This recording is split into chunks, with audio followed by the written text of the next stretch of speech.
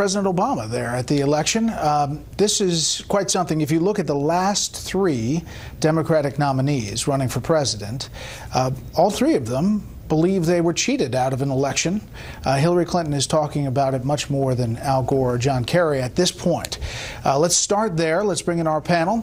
Jonah Goldberg, senior editor at National Review. Susan Page, Washington bureau chief at USA Today. Editor-in-chief of Life-Zet, Laura Ingraham, and syndicated columnist Charles Krauthammer.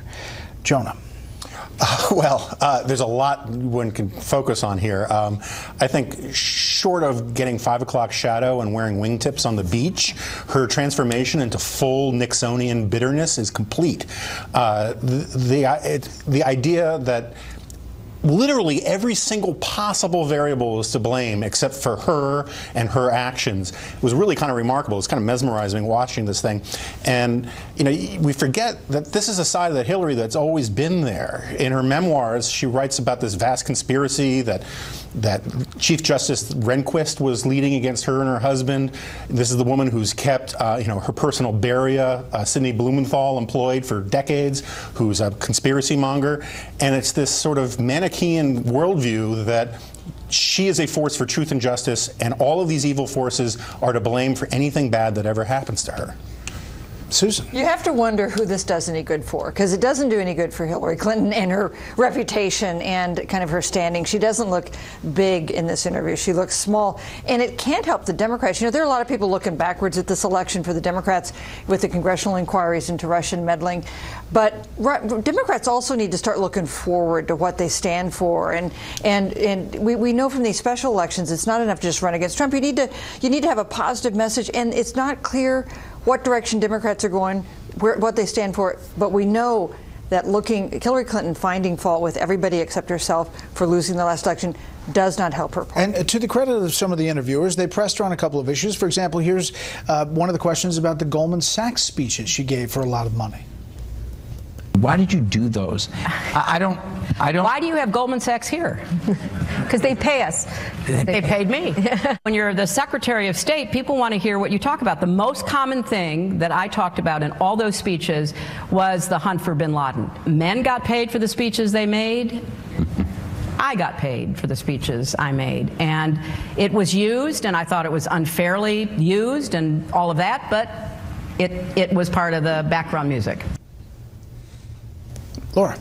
Well, I think that was the behind closed doors speech where it was like open markets, open borders. That was one of the lines of paraphrasing it. But my gosh, Hillary she does not, to me, look well. She doesn't look like her, like the moments of the campaign, she was kind of having fun, laughing, vibrant. I know she lost, and it's unpleasant to lose. Losing is not fun.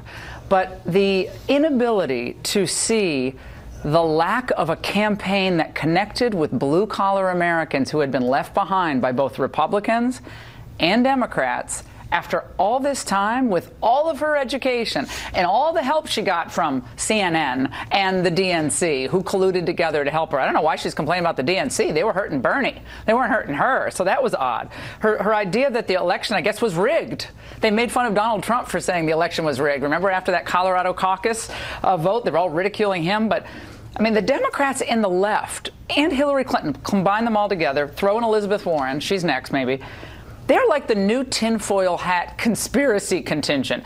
It's all a conspiracy. It's all Russia, it's all misogyny, it's all Black Lives Matter, whatever it is. It's never about the substance that America has fallen behind in the middle class, and they need real solutions. I mean, listen, there were people, Debbie Dingell from Michigan, others who were sending up red flares saying Bernie Sanders is connecting in a place like Michigan more than you are during the election, and that was not discussed today. Well, I don't think she's capable of discussing anything about the election in a way that makes, anything other than sympathy for her. I mean, she has made herself pathetic. It was said of the Bourbons, they never learned anything, they never forgot anything. She was saying the same stuff about the vast right-wing conspiracy, which is essentially what she is talking about here, naming all the elements, including as a kind of novelty, the Russians this time. This is the vast right-wing conspiracy she spoke about at the beginning of the Lewinsky scandal, when, in fact, she and her husband lied for months about an event that really happened, and they denied it. She has never changed. And she seems incapable of understanding that she lost a humiliating election that was almost unlosable.